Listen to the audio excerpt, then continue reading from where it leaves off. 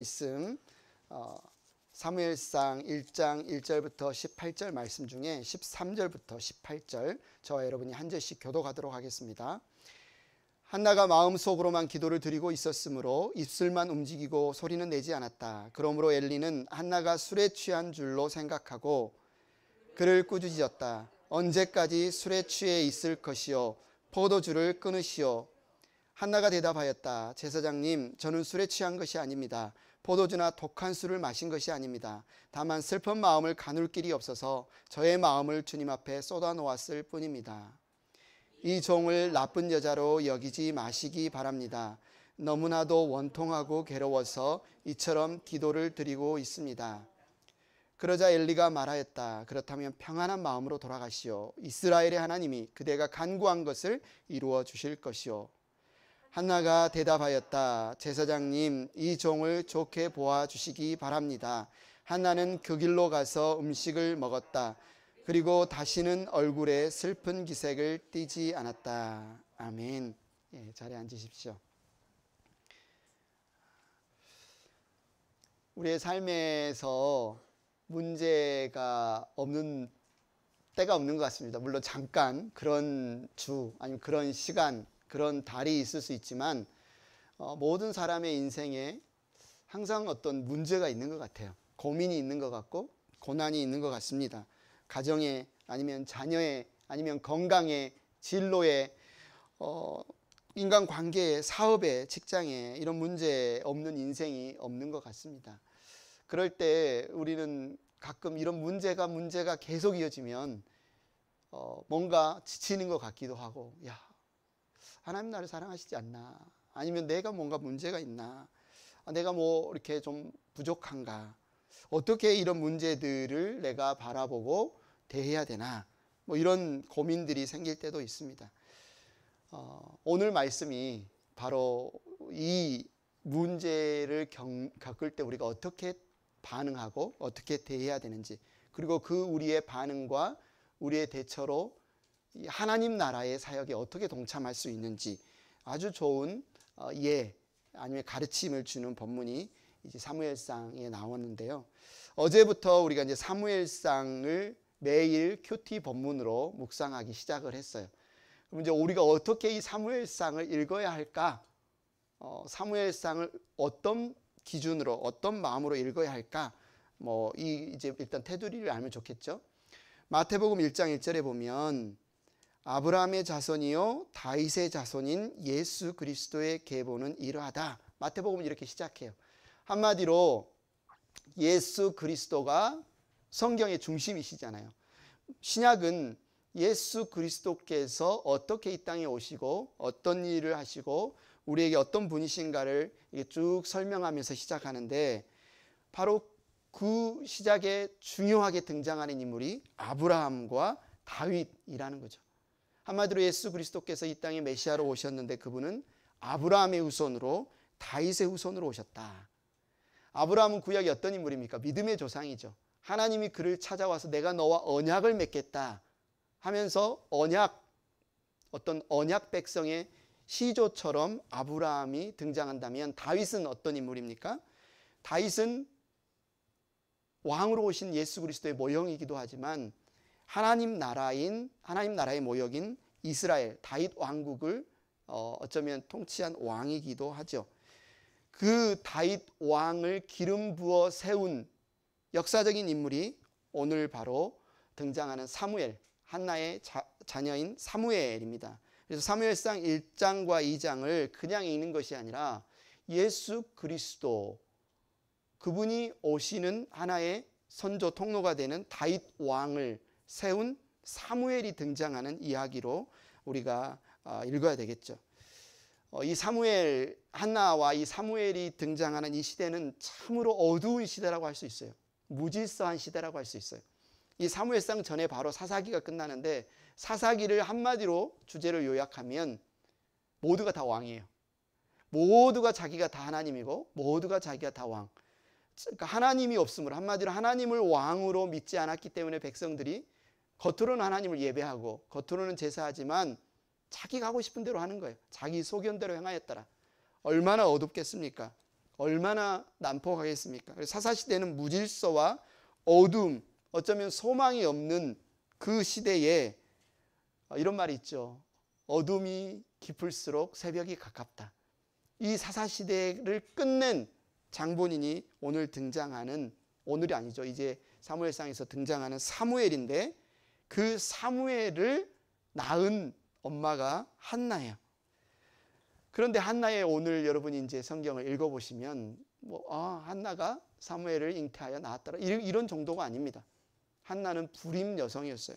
한나는 아이를 낳지 못해서 너무너무 오랫동안 고통스러워하고 힘들어하고 슬퍼하는, 그래서 오늘 본문에도 그런 본문이 나오지만, 그래서 우리가 이제 한나를 통해서 배울 수 있는 믿음의 본이 그리스도인으로서 우리가 어떻게 문제를 대해야 될까도 배울 수 있고, 그리스도인으로서 우리가 어떻게 기도해야 될까, 이 모범을 배울 수 있는 어쩌면 믿음의 본이 한나라고 할 수 있습니다.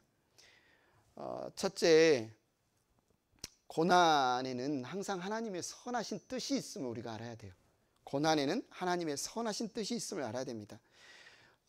이 사무엘상 1장은 이렇게 시작을 하고 있어요. 에브라임 지파에 속한 수베 자손 엘가나라는 사람이 에브라임의 산간 지방에 있는 라마다임에 살고 있었다. 그의 아버지는 여로암이요, 엘가나의 아버지는 여로암이요, 엘가나의 할아버지는 엘리후요, 엘가나의 그 윗대니까 증조 할아버지는 도후요, 그 윗대 고조 할아버지는 수비였다. 왜 이렇게 시작을 할까요? 한나가 시집가서 남편을 만나서 결혼해서 사는데, 그 남편이 엘가나인데, 엘가나의 집안이 어떤 집안이다? 뼈대 있는 집안이다. 뼈대 있는 집안이다. 우리나라도 한국에서 족보 몇 대서 이야기하면 굉장히 유서 깊고 양반 가문 이렇게 이야기하는 것처럼, 엘가나의 집안은 이미 그 족보가 쫙 나와 있는 어쩌면 유력한 가문. 당시에 또 에브라임은 부유한 그나마 굉장히 어떤 땅도 있고 부유한 지역이 에브라임 지역이에요. 한마디로 한나가 결혼해서 사는 삶의 배경은 어때요? 재정적으로 어려움이 없습니다. 가문이 어때요? 굉장히 명예롭고 명망 있는 그런 가문입니다. 그런데 어떤 문제를 한나가 안고 있어요? 2절에 보니까 엘가나에게는 두 아내가 있었는데 한 아내의 이름은 한나요, 또 한 아내의 이름은 브닌나였다. 브닌나에게는 자녀들이 있었지만 한나에게는 자녀가 하나도 없었다. 벌써 이제 부인이 둘이라는 것에서부터 우리는 이미 야곱의 두 부인, 그죠? 레아와 라합에 있는 어떤 문제들 예상할 수 있죠. 엘가나에게 두 부인이 있었는데 첫째 부인이 한나, 그 뜻은 은혜라는 뜻입니다. 둘째 부인은 브닌나가 있었는데 그 이름의 뜻은 보석이라는 뜻입니다. 오늘 이야기에도 쭉 그 성품이 어떠한지 나오는 것지만, 이름에서 보여주는 것처럼 한나는 일단 연약해요. 부족해요. 왜? 아이를 못 낳잖아요. 그래서 그녀는 정말 하나님의 은혜가 아니면 살 수 없는, 정말 하나님의 은혜를 붙들고 살았던 여인이었고, 브닌나는 이름에도 보석이라고 나와 있지만 나중에 스토리에 나오는 것처럼 아이를 낳지 못한 한나를 막 이렇게 무시하고 괴롭히고, 어쩌면 굉장히 자신이 가지고 있는 자녀를 권력 삼아서 다른 사람을 그걸 자랑으로 삼고 좀 교만할 수 있는 그런 여인이었다. 엘가나의 두 아내 사이에 얼마나 갈등이 많았겠습니까? 본문 3절에 또 배경을 이야기합니다. 엘가나는 매년 한 번씩 자기가 사는 성읍에서 실로로 올라가서, 이때 그 성막, 하나님의 언약궤가 있는 언약궤를 보관하는 성막이 당시에는 실로 지방에 있었습니다. 실로 지방에 올라가서 만군의 주님께 경배하며 제사를 드렸다. 그곳에는 엘리의 두 아들인 홈니와 비느하스가 주님의 제사장으로 있었다. 엘가나는 매년 자기 성읍 에브라임을 떠나서 실로로 가서 꼬박꼬박 하나님께 제사를 지냈다는 것은 뭐예요? 믿음에 있어서도 신앙에 있어서도 신실한 가정이었다는 거죠. 본문 4절에 보면 엘가나가 그렇게 하나님께 제사 예배를 드리고, 예배를 드린 어떤 제사를 지낸 제물을 이제 나눠주거든요. 그 가족이 함께 나눠 먹을 수 있도록. 그러면 그 제물을 어떻게 나눠주냐면, 브닌나가 낳은 그 아들 딸들에게는 한 몫씩 줍니다. 1인분씩. 그런데 한나에게는 2배를 줘요. 갑절을 줘요. 무엇이냐면, 엘가나는 비록 한나가 아이를 낳지는 못했지만 한나를 어땠어요? 더 사랑했다.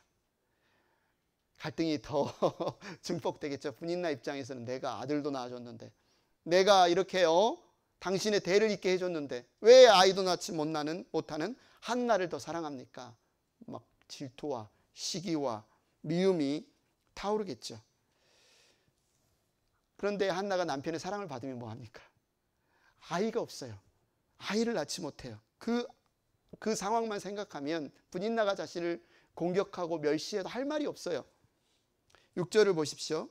주님께서 한나의 태를 닫아 놓으셨으므로 그의 적수 분인나는 한나를 괴롭히고 업신여겼다. 적수라고 부르. 그를 얼마나 미워하고 그녀를 얼마나 괴롭혔으면 분인나를 한나의 적수라고 말하고 있어요. 분인나는 틈만 있어. 야, 임신도 못하는 부인이야? 임신도 못하는 사람이 자격이 있어? 괴롭히고 한나를 끊임없이 시기하고 질투합니다. 왜 그랬을까요? 남편의 마음이 자기보다 한나에게 더 가 있으니까. 분인나 입장에서도 서운하죠. 분인나 입장에서도 나도 부인인데, 나는 아이까지 낳았는데 일부러 더 괴롭히는 것 같아요. 일부러 더 한풀이 하는 것 같아요. 한나는 너무 괴롭고 슬퍼서 그런 괴로움을 당할 때마다 어떻게 합니까? 울어요. 할 말이 없어요. 울어요.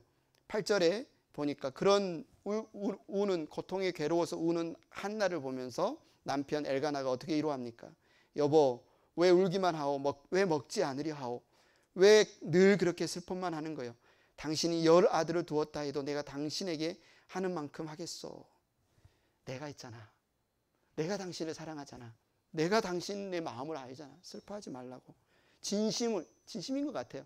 정말 그 하는 행동이나 이 표현이나 자신의 아내가 슬퍼하는 것을 늘 주목하고 어떻게든 그 슬픔을 위로해 주려고 해도 위로가 됩니까? 물론 조금 위로가 될 수는 있지만 이 남편의 위로가 한나에게 그 아픔, 그 문제, 그 슬픔, 그 절망을 온전히 해결해 줄 수 없어요. 어쩌면 마음이 잠깐은 풀릴 수 있는데, 그런데 또 분인나가 와요. 또 분인나가 괴롭혀요. 분인나가 자신들의 자식들을 앞세워서 한나를 무시하고 멸시할 때마다, 그 한 집안에서 살 때마다 분인나만 그렇겠습니까? 그 당시에 아이를 낳지 못하는 여자는 수치스러운 게 여기는 그런 문화가 있었어요. 그런데 이 한나를 보면 이런 상황에서 어떻게 반응하는지, 이 문제에 대해서 어떻게 대처하는지 잘 보십시오. 분인나와 머리카락 잡고 싸웠다 이런 말이 없어요. 분인나가 한나를 괴롭히고 무시하고 멸시했을 때 그를 이렇게 대적해서 그와 함께 말다툼을 하거나 싸웠다는 게 없어요. 또 다른 말로 남편을 막 이렇게 쥐잡듯이 잡았다는 말도 없어요. 당신이 나를 사랑해 주지 않으니까, 당신이 무능하니까 내가 아이를 못 낳는다고 그렇게 했다는 말도 없어요. 또 하나님을 원망했다는 말도 없어요. 하나님 왜 내게 이런 형벌을 주십니까? 하나님 왜 내게 자녀를 주시지 않습니까? 원망했다는 말도 없어요. 오늘 본문 5절과 6절은 왜 한나가 자식을 낳지 못하는지 그 이유를 2번이나 반복해서 이렇게 이야기를 합니다. 강조하고 있어요. 5절을 보세요. 비록 주님께서 한나의 태를 닫아 놓으셨지만, 한나가 아이를 못 낳는 이유가 뭐예요? 주님께서 태를 닫아 놓으셨기 때문에. 6절에 또 이야기해요. 바로 이어서 주님께서 한나의 태를 닫아 놓으셨으므로. 한나는 너무 고통스럽고 아이를 낳지 못해서 어쩌면 자신의 존재의 목적이나 의미가 없다고, 너무 자기는 부족하다고, 사랑받을 자격이 없다고 이렇게 생각했을 수도 있지만, 성경은 한나가 겪는 이 문제의 근본적인 시작이 하나님께서 한나의 태를 닫아 놓으셨기 때문이다, 이렇게 2번이나 강조하고 있어요. 왜 그럴까요? 한나가 겪는 이 문제에는 뭐가 있다? 하나님의 선하신 계획이 있다는 겁니다. 하나님 악한 분이십니까? 마음에 안 든 사람을 막 아이 못 낳게 하고 괴롭혀서 뭔가 속 시원하게 이렇게 느끼시는 거 아니잖아요. 하나님이 왜 한나의 태를 닫으셨을까? 하나님이 왜 한나에게 지금까지 아이를 낳지 못하게 하셨을까? 왜 분인나로 인해서 겪는 이 고통들을 허락하셨을까? 신실하신 분이, 사랑이 많으신 분이, 그 누구보다 한나를 잘하시고 한나를 귀하게 생각하시는 분이 왜 이런 것들을 겪게 했을까? 이유는 그 뒤에 하나님의 선하신 뜻이 숨어 있기 때문이다. 그래서 첫째, 우리가 문제를 만날 때, 인생의 어려움을 겪을 때 우리는 어떻게 그 문제를 바라봐야 돼요? 그 문제 뒤에 있는 하나님의 선하신 뜻이 있음을 우리가 신뢰해야 된다는 거예요. 왜냐하면 하나님은 선하신 분이기 때문에. 그 선하신 분이 나를 그분의 아들의 목숨값으로 구원해 주셔서 자신의 자녀 삼아 주셨는데, 그런 나를 위해서 어떤 고난, 고통이 내게 온다면 그 뒤에 하나님이 선물을 예비하고 있다는 겁니다. 많은 사람들이 고난이 찾아오면, 문제가 찾아오면 그 원인을 이 하나님의 숨은 선하신 뜻을 찾기보다는 외부에서 찾으려고 해요. 이 한나의 경우에는 어떻게 해요? 분인나가 나를 무시하니까, 분인나가 나를 멸시하니까, 이 분인나 때문에 내 인생이 이렇게 힘들다고, 분인나 때문에 내가 살맛이 안 난다고, 너무 괴롭다고, 이 분인나만 없다면 내가 살만할 텐데, 이렇게 생각한다는 거예요. 아니면 이 남편이 무능해서, 이 남편이 뭔가 문제가 있어서 내가 이렇게 자녀도 못 낳고 내가 이렇게 사는 거 아닌가, 끊임없이 자기가 아니라 주변에서 찾으려고 해요. 분인나에게서, 남편에게서. 이스라엘 백성들을 보십시오. 이들은 하나님의 놀라운 은혜로 이집트의 노예 생활, 학대받고 그 백성의 수가 불어나는 것을 보면서 자녀들을, 아들들을 다 잡아 죽였잖아요. 얼마나 인생이 불쌍하고 힘든 인생입니까? 그런데 그 인생에서 하나님이 모세를 보내서 그들을 해방시켜 주셨어요. 해방시켜 주셨어요. 그런데 광야를 지날 때 광야가 만만치 않아요. 광야가 사막이잖아요. 물이 없습니다. 먹을 게 없습니다. 아이들이 목마르다고 울어요. 아이들이 배고프다고 울어요. 그러면 이 문제를 어떻게 대처해야 돼요? 이들이 똑같이 대처합니다. 저 모세가 문제다. 저 모세가 우리의 리더인데 저 모세가 너무 험한 길로 우리를 끌고, 야, 물도 없는, 먹을 것도 없는 저 지도자 모세 때문에 우리가 지금 이 고난을 겪는 거다. 모세를 원망합니다. 이 모세를 원망하기에 지나서 또 어떻게 원망합니까? 하나님이 왜 우리를 애고에서 건져내셔서, 하나님이 왜 이집트에서 우리를 불러내셔서, 거기서 매도 맞고 고통스럽긴 했지만 거긴 고기도 있었고 먹을 것도 있었고 맛있는 파, 양념도 있었는데 괜히 이곳에 불러내서 우리를 광야에서 다 죽이려고 하는구나. 하나님을 원망했어요. 그 결론은 뭡니까? 하나님을 원망했던 그 세대가 광야를 벗어나지 못합니다. 그 다음 세대가 가나안 땅으로 들어가죠. 이처럼 고난이 올 때 우리는 그 문제의 원인이라고 생각하는 어떤 사람들, 어떤 이 환경들, 외부에 집중하는 것이 아니라 하나님께서 이 일을 통해서 이루고자 하시는 선하신 뜻이 무엇일까를 우리가 살펴봐야 된다는 거죠. 그렇지 못하면 자꾸 헛다리만 긁으면 시원하지 않잖아요. 여기가 가려운데 여기를 긁어야 되는, 자꾸 그렇지 않으면 계속 불행하다고 느끼는 거예요. 하나님은 그분의 자녀들에게 고난을 허락하시는데 그 이유는 선한 뜻이 있기 때문이다.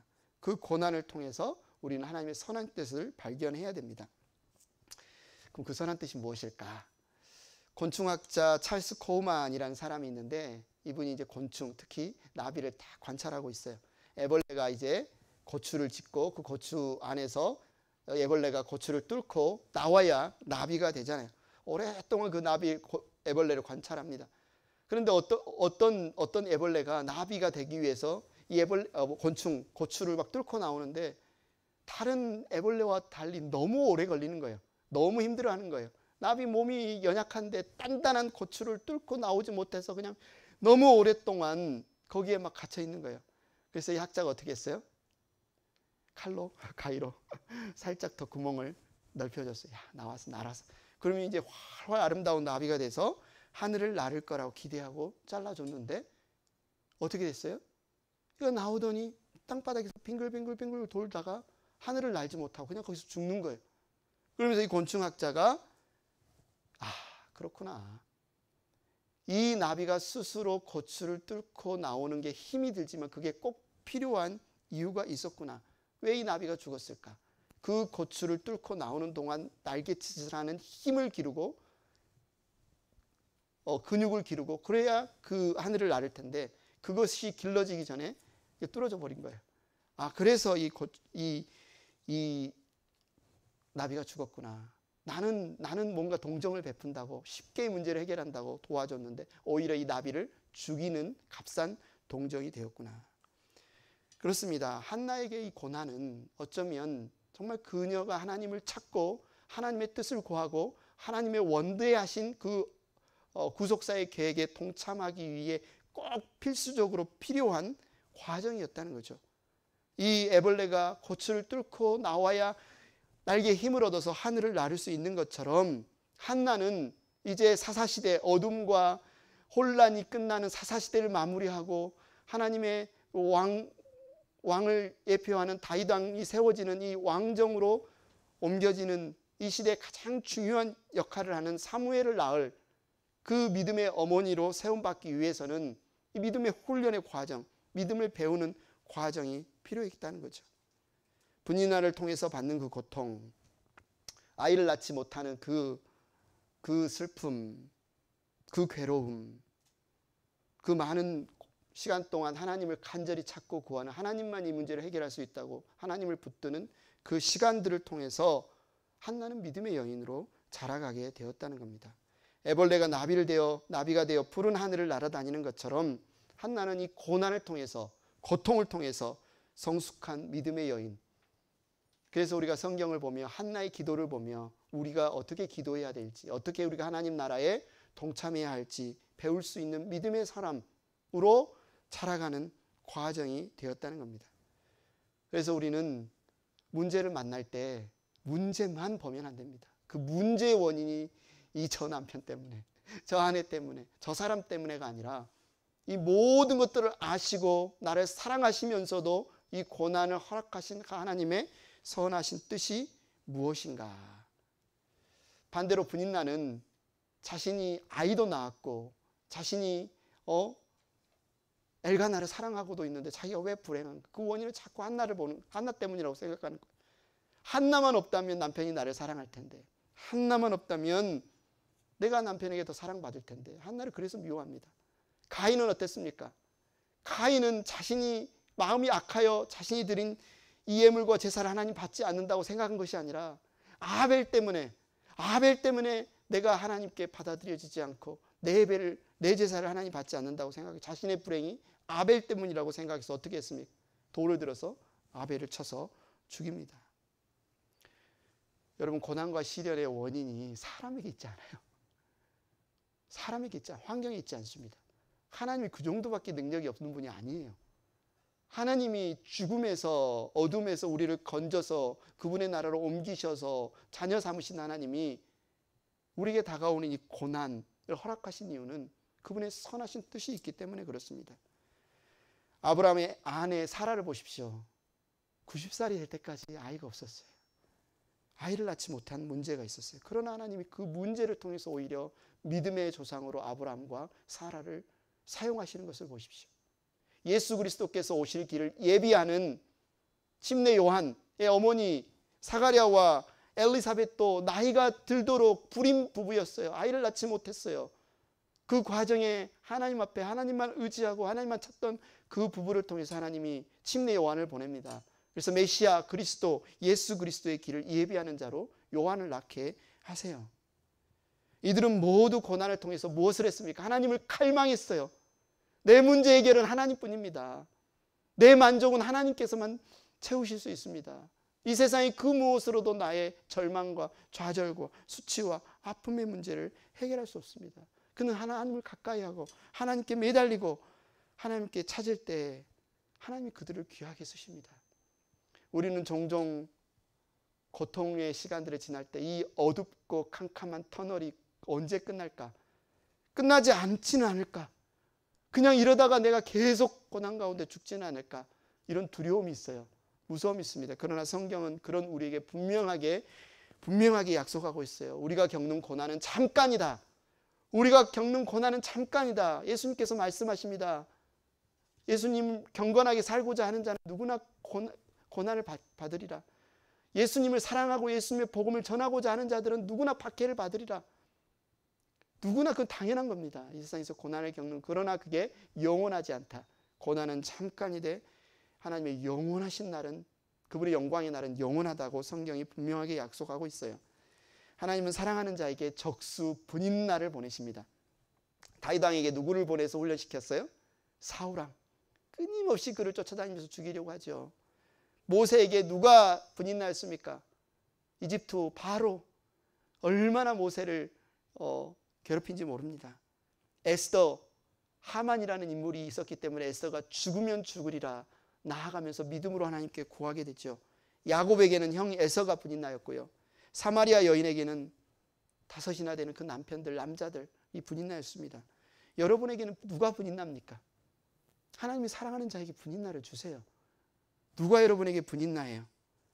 어떤 사람은 하나님 제발 나를 괴롭게 하는 이 사람이 좀 없으면 좋겠습니다. 제발 나를 힘들게 하는 이 어려움이 없으면 좋겠습니다. 그러나 여러분, 그 어려움을 바라보지 마시고 그 어려움을 통해서 하나님이 주시고자 하시는 은혜가 무엇인가? 그 어려움을 통해서 나를 깨닫게 하시고자 하는 하나님의 뜻이 무엇인가? 하나님이 주시는 선물이 무엇인가? 이 아픔, 이 고통, 이 시험을 통해서 하나님이 나를 어떤 하나님의 영광스러운 자리로 인도하기를 원하시는가? 하나님은 어떤 영광의 은혜를 경험하기를 원하시는가? 여러분 바라보시기를 바랍니다. 고난이 있습니까? 문제가 있습니까? 그 뒤에 하나님의 선하신 뜻이 있음을 여러분 믿으시기 바랍니다. 그래서 여러분 어떻게 해야 돼요? 이제 괴롭다.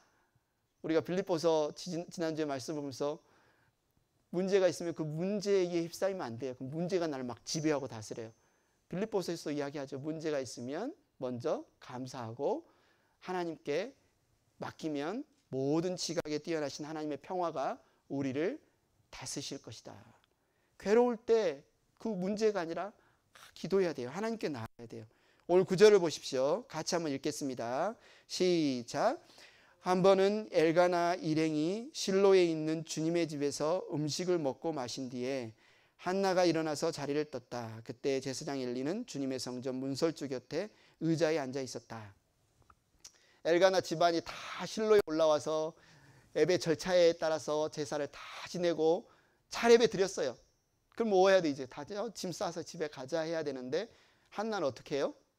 한나에게는 그게 마무리가 아니에요. 예배 아무리 잘 드리고 아무리 의식 잘 치르고 모든 과정을 끝냈는데 한나는 아직 아니에요. 어떻게 합니까? 일어서요. 어디로 가요? 기도하러 가요. 기도하러 성전에 갑니다. 10절을 보세요. 한나는 괴로운 마음으로 주님께 나아가 흐느껴 울면서 기도하였다. 뭐라고 기도합니까? 11절에 만군의 주님, 주님께서 주님의 종의 이 비천한 모습을 참으로 불쌍히 보시고 저를 기억하셔서 주님의 종을 잊지 않으시고 이 종에게 아들을 하나 허락하여 주시면 저는 그 아이의 한평생을 주님께 바치고 삭도를 그의 머리에 대지 않도록 하겠습니다. 한나의 간구는 뭡니다? 하나님, 제 마음을 아시지 않습니까? 하나님, 제 중심을 아시지 않습니까? 하나님은 그 마음을 헤아리시는 분이 아닙니까? 그 자비로우신, 그 은혜로우신 하나님이 나의 간구를 듣지 아니하시는 분이 아니지 않습니까? 하나님, 제게 아들을 하나 주시면, 여기서 그치지 않죠. 기도가. 하나님, 제게 아들 하나 주세요. 저도 아들 낳고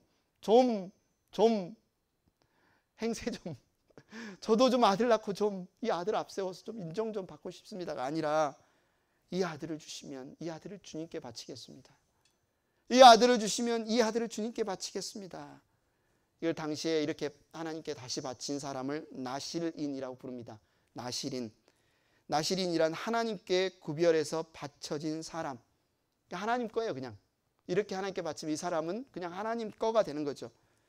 한나는 많은 자녀를 달라고 기도한 것이 아니라 아들 하나만 주시면, 거기서 끝나지 않고 그 아들을 다시 바치겠다는 거예요. 아들 하나만 주시면 이 외아들을 하나님께 바치겠습니다. 성경에 나오는 외아들의 이야기가 뭔가 좀 겹치지 않습니까? 그렇게 간절히 구해서 약속의 아들로 받은 이삭을 하나님이 바치라고 했을 때 바쳤던 아브라함, 하나님 너무나 귀하신 그분의 외아들 예수 그리스도를 우리에게 내어주신 아버지 하나님, 이 그림과 좀 이렇게 겹쳐지지 않아요? 한나는 자식을 낳지 못하는 자신의 슬픈 현실을 그냥 좀 해결해 주세요.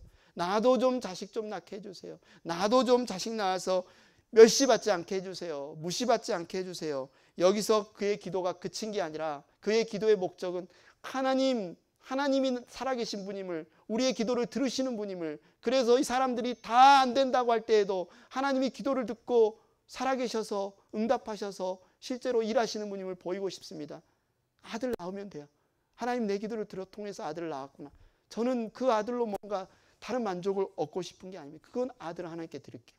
저는 하나님이 살아계신 분임을, 내 기도를 들으시는 분임을, 역사하시는 분임을 내가 경험하고 싶고 내 주변에 있는 사람들에게 그것을 보이고 싶습니다. 그렇게 나신으로 드리겠다고 맹세를 하죠. 하나님이 그 기도를 들으시고 하나님의 때가 되니까 이미 하나님은 오래전부터 계획하셨을 거예요. 한나에게 사무엘을 주실 것을.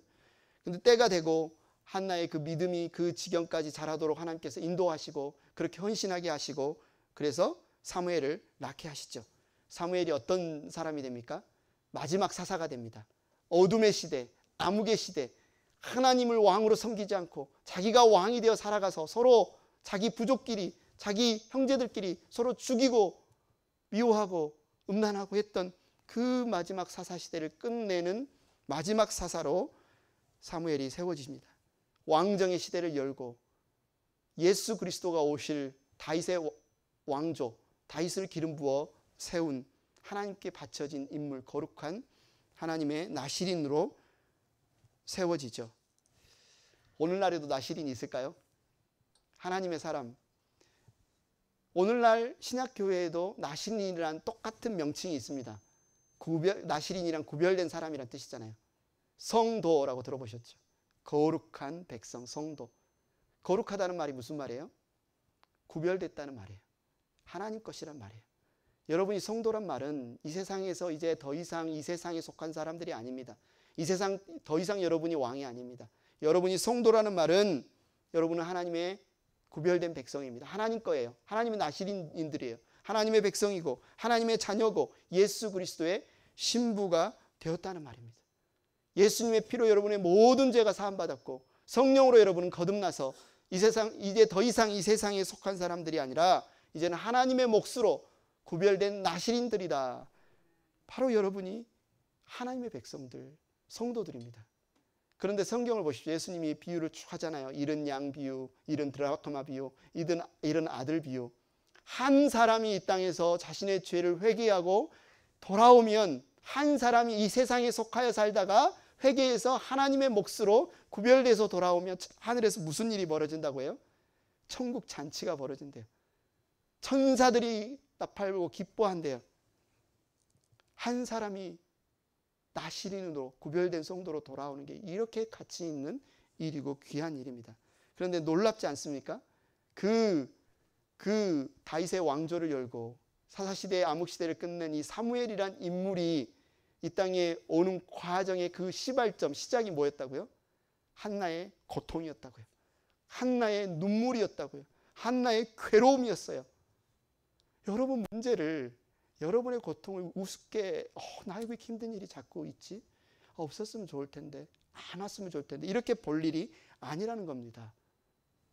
10절이 키포인트입니다. 10절 다시 한번 한 목소리 읽겠습니다. 시작. 한나는 괴로운 마음으로 주님께 나아가 흐느껴 울면서 기도하였다. 한나가 왜 주님께 나아갑니까? 괴로우니까.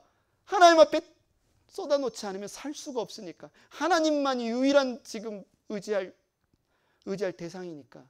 이 괴로움이 한나로 하나님 앞에 나가게 했습니다. 흐느껴 울며 간절히 하나님을 붙들고 기도하게 했습니다. 여러분 마음이 괴로울 때 여러분 어떻게 하십니까? 여러분 문제가 있을 때 어떻게 하십니까? 술 한잔 해야 되겠어. 잊어버려야지. 연예인들은 어떻게 합니까?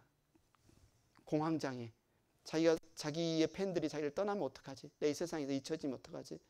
한국이 요즘 굉장히 마약이 그래서 많이 유통을 하죠. 마약을 먹는다든가.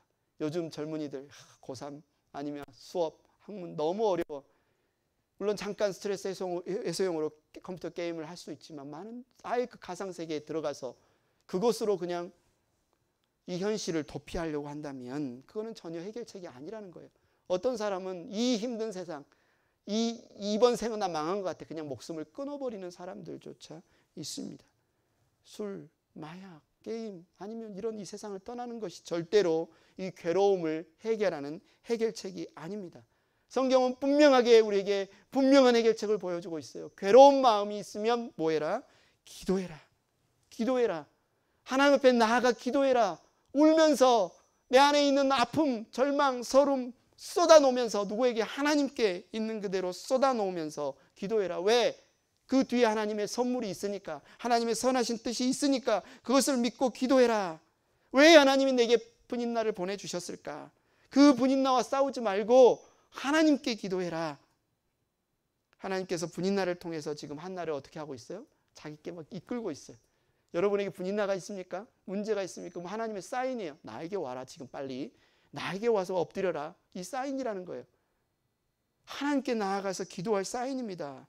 그래서 하나님께만 소망을 품도록, 하나님이 우리의 완전한 구원자가 되시고 메시아가 되심을 더 확실히 믿을 수 있도록 우리에게 주시는 선물입니다. 한나는 분인나 때문에 하나님께 가까이 나아가 통곡하며 기도해요. 하나님께 매달려요. 여러분, 우리에게도 매달릴 수 있는 수요 기도회가 있습니다. 아직 한 번도 안 나오신 분 있으면 정말 적극 추천합니다. 나와서 기도하는 분들이 너무너무 하나님이 이 시간에 우리 기도를 들으신다는 것을 경험하고 있습니다. 여러분, 괴로울 때 기도하시기 바랍니다. 기도는 하늘의 문을, 하늘의 은혜의 창고를 여는 키 열쇠와 같아요. 버마의 선교사였던 아도라임 저드슨이란 선교사님이 아주 중요한 기도에 관한 중요한 말을 했어요. 여러분, 다른 것은 다 도둑맞더라도 여러분의 기도 시간만큼은 절대로 도둑맞아서는 안 됩니다. 여러분, 금은보화, 귀중품 다 도둑맞을 수도 있어요. 그러나 여러분의 기도하는 시간만큼은 절대로 도둑맞지 마십시오. 여러분, 괴로우십니까? 문제가 있습니까? 절대로 도둑맞지 말아야 될 것이 있는데, 하나님께 나아가는 기도 시간이에요. 하나님께 나아가는 기도 시간. 괴로울 때 여러분 기도하십시오. 문제 뒤에는 반드시 하나님의 선하신 뜻이 있습니다. 여러분, 괴로울 때 기도하십시오. 어떻게 기도해야 됩니까? 세 번째, 하나님께 여러분의 속마음을 쏟아 놓으십시오. 12절을 보세요. 한나가 주님 앞에서 계속 기도를 드리는 동안에 엘리는 한나의 입술을 지켜보고 있었다. 한나가 마음속으로만 기도를 드리고 있었으므로 입술만 움직이고 소리는 내지 않았다.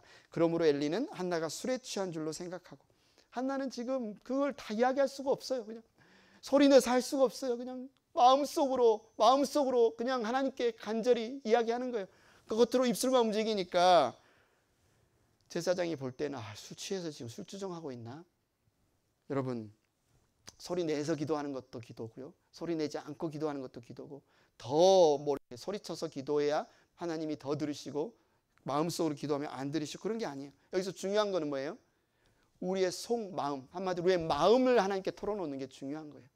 우리의 마음을 하나님께 털어놓지 않으면, 진심을 하나님께 털어놓지 않으면 중언부언할 수 없어요. 그냥 아무리 아름다운 미사역으로, 아름다운 성경 구절로 막 이야기하더라도 나의 중심을 털어놓지 않으면 중언부언하는 기도가 될 수 있어요. 때때로 우리는 소리내어 부르짖어 기도할 때도 있고, 한나처럼 어쩌면 마음속으로 기도할 때도 있고, 심지어 아버지, 그냥 이 아버지밖에 내놓을 수 없을 만큼, 그냥 이 소리밖에 내놓을 수 없을 만큼 기도할 때도 있습니다. 그런데 그 가장 기도의 중요한 게 뭐다? 우리의 마음을 주님께 쏟아 놓아야 된다. 하나님이 들으심을 신뢰함으로, 하나님이 우리를 도우심을 신뢰함으로. 그래서 반드시 꼭 무릎 꿇고 기도해야 돼요. 눈 감고 기도해야 돼요. 어디 가서 기도해야 돼요.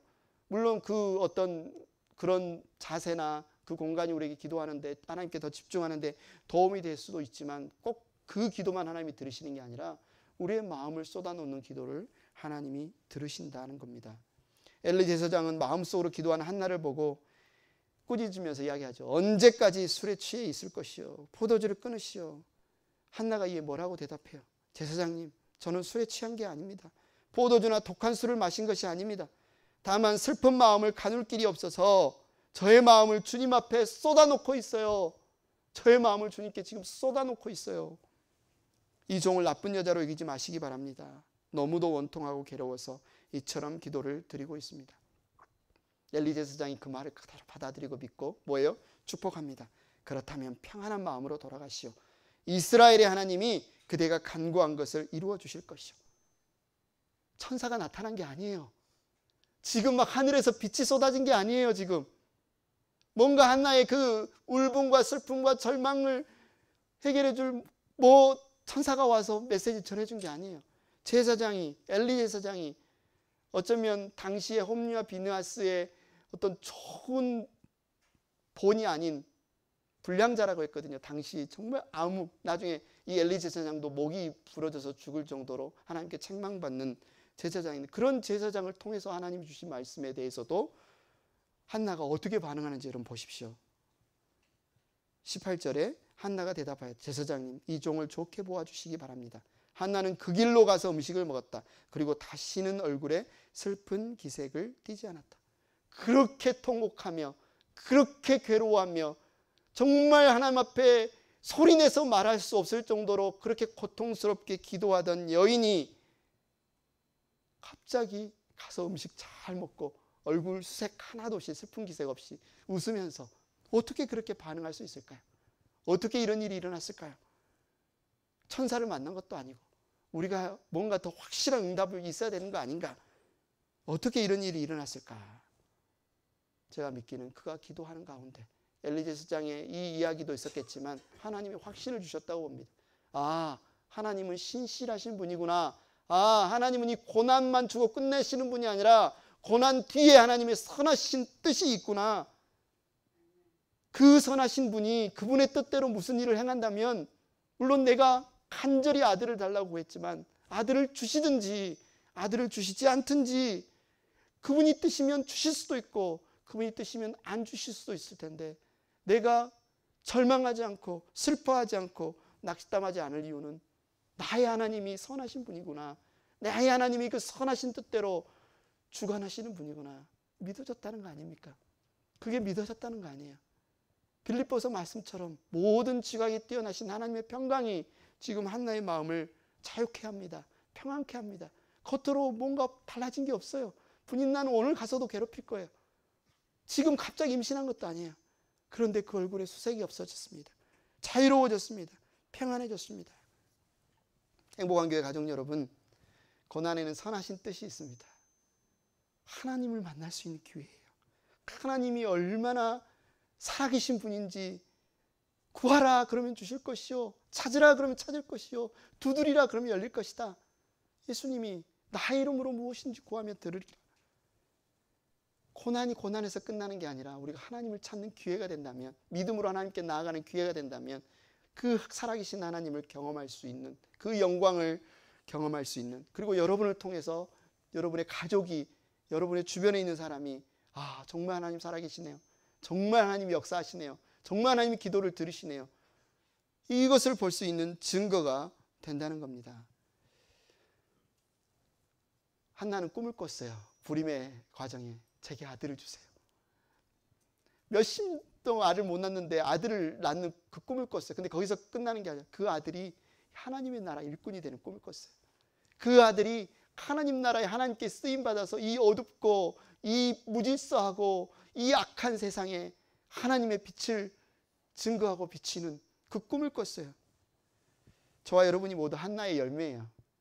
야, 한나가 사무엘 낳았구나, 그 가문이 그런가 보다가 아닙니다. 저와 여러분이 모두 다 한나의 기도의 열매들입니다. 하나님이 기도의 열매는 단지 사무엘이 아니에요. 사무엘을 통해서 좀 전에 말했지만 다윗 왕조가 열리고 다윗의 후손으로 예수 그리스도가 오셔서 오십니다.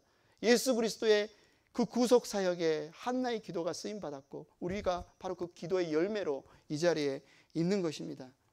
행복한 교회 가족 여러분, 괴로우십니까? 힘드십니까? 때때로 매일매일이 그날이 그날 같고 나 왜 살지? 나 왜 살지? 나 어떻게 살아야 되지? 여러분의 존재의 이유를 알고 싶습니까? 아, 내가 예수님 믿고 신앙생활하는데 나도 좀 하나님의 위대한 일에 쓰임받고 싶다, 동참하고 싶다, 그런 마음이 드십니까? 하나님은 여러분을 사랑하시고 여러분을 위한 선하신 뜻이 있습니다. 하나님이 예수 그리스도의 십자가의 보혈로 여러분의 모든 죄를 사하시고 성령으로 여러분을 거듭나게 하셔서 하나님의 자녀 삼으시고 구별하셔서 나시린 삼으신 거예요. 내 것, 내 목, 너희는 다 내 것이다 삼으신 그 이후에는 분명한 목적이 있어요. 여러분을 통해서 영광 받으시기 위해서, 여러분을 통해서 하나님의 나라가 온전히 드러나도록 하기 위해서. 여러분 지금 어떤 마음이 들든지 어떤 고통이 들든지 하나님께 속마음을 쏟아놓으시기 바랍니다. 괴로움을 쏟아놓으시기 바랍니다. 그러면서 하나님의 마음을 보시고 하나님의 뜻을 보시고, 여러분 한나가 기도할 때 응답을 어떻게 받았어요? 사무엘하고 받았어요. 사무엘이란 뜻이 기도에 응답하심이란 뜻이에요. 사무엘이란 단어의 뜻이. 한나가 기도할 때 열매를 뭘로 받았다고요? 기도에 응답하심으로 받았어요. 여러분이 기도하면 여러분에게도 사무엘이 주어지기를 바랍니다. 여러분이 기도하면 하나님이 여러분에게 사무엘, 여러분의 기도를 들으심이 여러분의 열매가 될 줄을 축원합니다. 이 시간 함께 찬양하겠습니다. 우리 찬양팀 나와주시고요. 우리 눈에 보이든지 보이지 않든지 성경은 분명하게 우리에게 선언합니다. 주님이 일하신다. 주님이 졸지도 않으시고 주무시지도 않으시고 살아계신 주님이 지금도 일하신다. 우리가 이 찬양 함께 들으시면서 나를 통해 일하시는 주님, 우리 행복한 교회를 통해 일하시는 주님, 우리의 가정을 통해 일하시는 주님, 하나님 영광 받으십시오 하면서 이 찬양 드리겠습니다.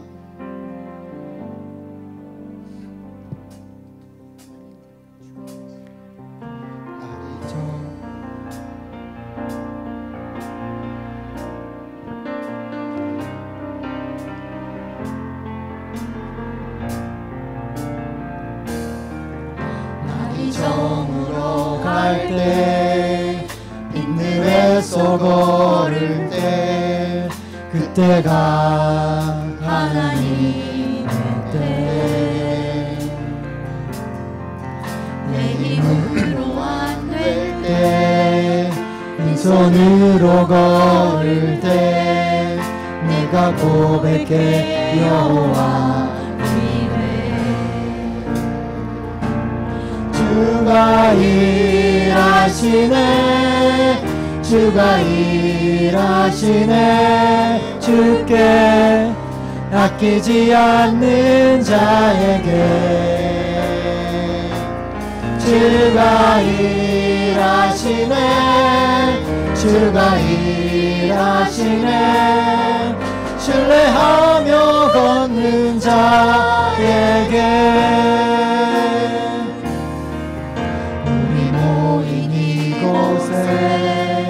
주님 함께 계시네 누리네 아버지 은혜 적은 것과 물고기 내 모든 걸 드릴 때 모두 고백해 여호와 이름 다같이 자리에서 일어나시겠습니다.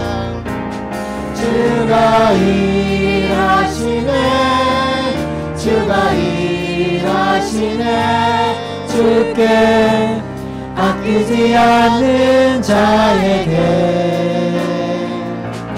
주가 일하시네 주가 일하시네 신뢰하며 걷는 자에게 주가 일하시네 주가 일하시네 주께 아끼지 않는 자에게 주가 일하시네 주가 일하시네 신뢰하며 걷는 자에게